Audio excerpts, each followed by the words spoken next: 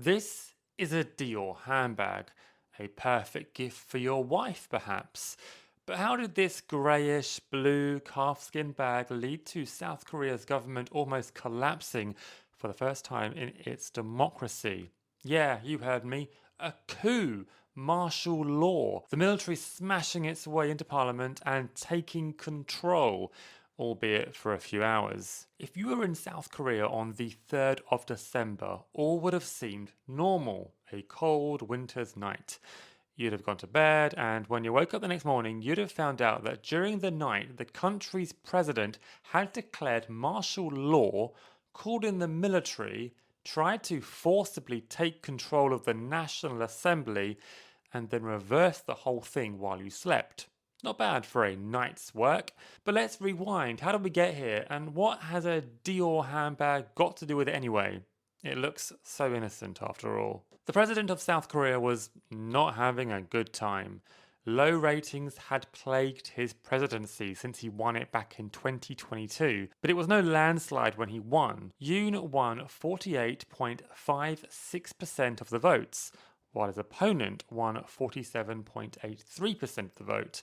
Yoon's presidential election victory was the closest margin in South Korean history.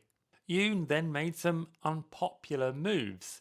Upon becoming president, he tried to increase the maximum weekly working hours from 52 to 69.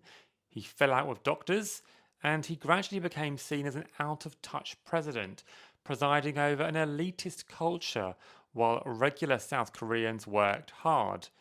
It was about to get worse. A YouTube channel called Voice of Seoul would publish a video in September 2022 that showed the First Lady accepting a 3 million won handbag.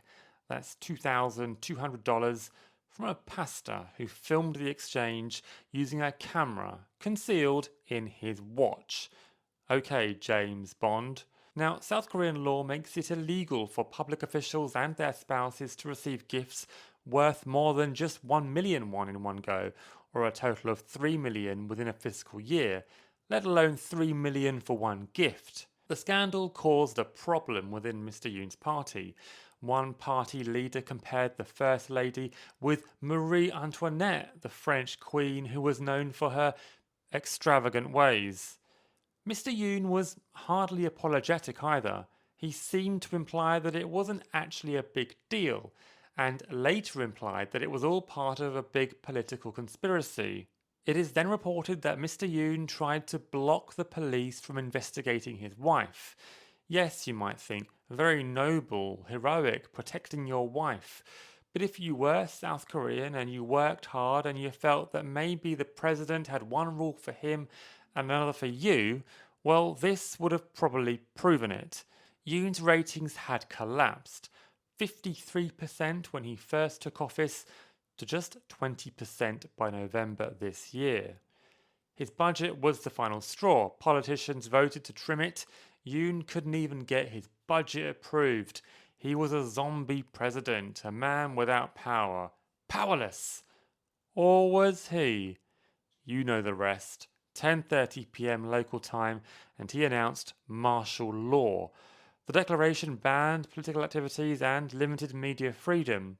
It shut Parliament down. He claimed that anti-government forces and pro-North Korean sympathizers had taken over his government, aka, don't criticize me.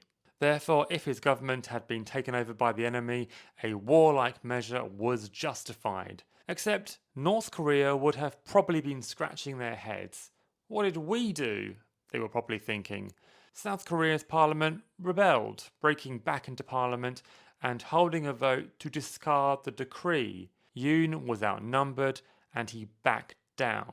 Yoon's government tried to impeach him, but that failed. Instead, an agreement took place which said that Yoon would leave government soon. But the motion to impeach him says a lot.